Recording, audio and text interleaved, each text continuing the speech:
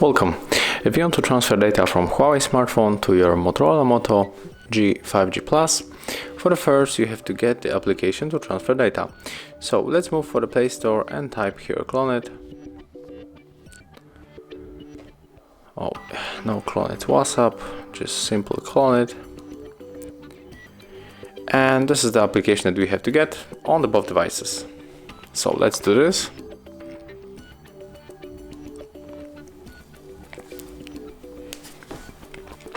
And right now, if you got any permissions on your screen, like on the Motorola, you have to accept all of them.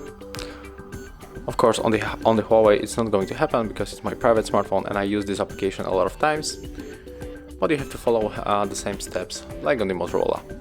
And right now, as I said before, we are going to send the data from the Huawei, so just click here Sender, tap Set, turn on location, and then just go back. Click Sender one more time, and on the Motorola, I have to select Receiver. Click Search again, and right now if you get right here the Android Share icon, you have to tap on it. So let's do this right now, and as you can see, we can connect in the two ways. We can scan this QR code, but also we can input this password right here manually, so we have to pick our way, but I'm going to scan the code.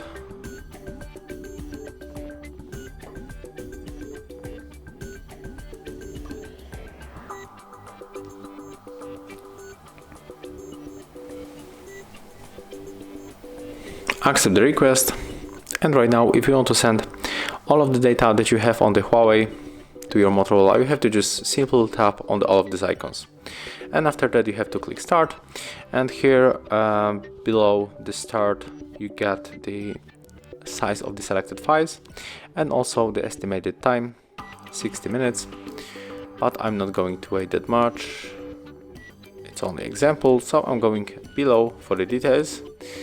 And I'm going to show you the example of the sending data on the songs, and I'm going to pick up these two songs from the Post Malone, and other things I'm going to unselect.